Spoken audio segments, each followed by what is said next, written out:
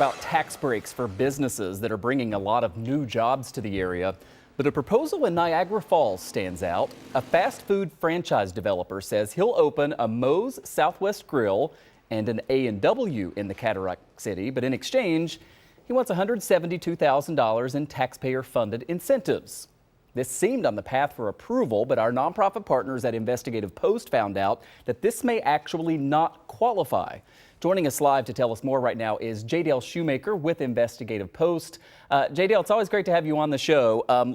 We've talked a lot about these tax breaks and incentives. A lot of them are controversial. This one, we're talking about a couple of fast food restaurant, locations coming in here.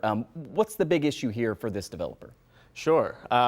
So in New York State, tax incentives have to pass what is called the but-for test, meaning that whatever project a developer has can't be feasible but for the tax incentives. It's a way of making sure that the IDAs are only subsidizing projects that absolutely need the taxpayer-funded money to help.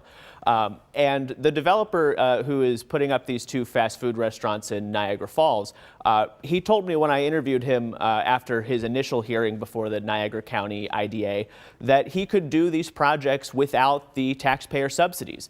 That would seem to violate the but-for test, making these subsidies go against the rules.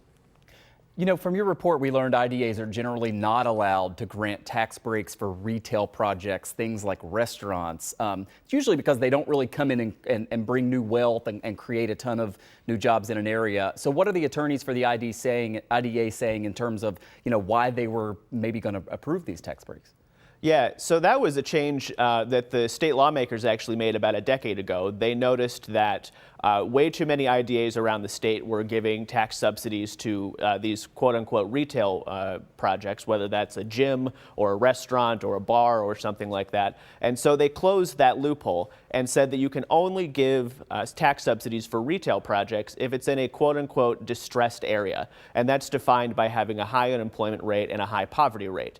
Now that is the case in Niagara Falls. So even though this is retail establishments that they're building, this Niagara Falls is a distressed area with a high poverty rate and a high unemployment rate. So these retail projects are allowed.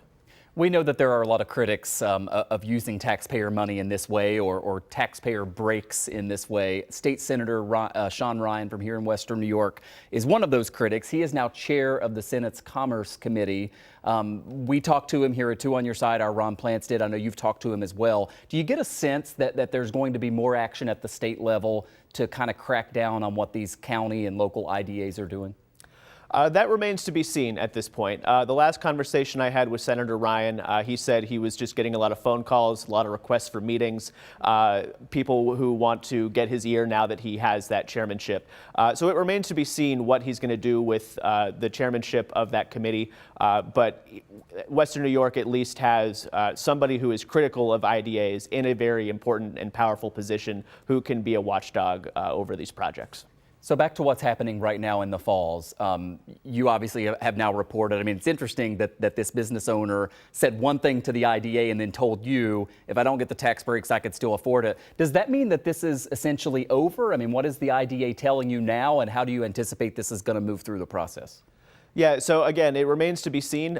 There is one more vote of approval that the IDA board has to give the A&W project before that can go forward and be official. And I say remains to be seen because on the application for subsidies, the developer checked the box that said his projects were not feasible without the taxpayer subsidies. So it depends on if the IDA board of directors is going to go by what he put on the application or by what he told me.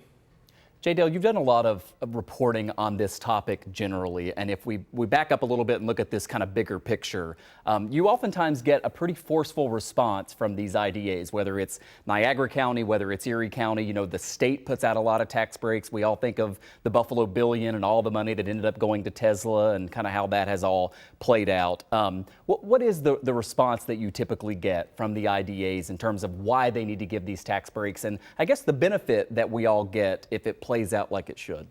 Well, their argument is basically this, that this area, this region would not be getting new businesses, new jobs, new economic growth without these subsidies. And now the critics that I speak to, they take great issue with this, including Senator Ryan, including folks at good government groups. They say no, economic development happens naturally. It will happen if a company has the capital, if they want to grow their business, if they have the workforce to do it.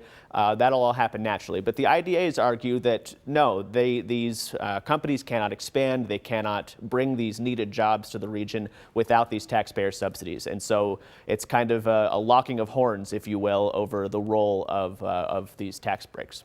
Well, we appreciate your reporting on it. J. Shoemaker is with our nonprofit partners at Investigative Post. Investigativepost.org is where you can read more about this one in particular. J. Dale, thanks for coming in. Thanks, Michael.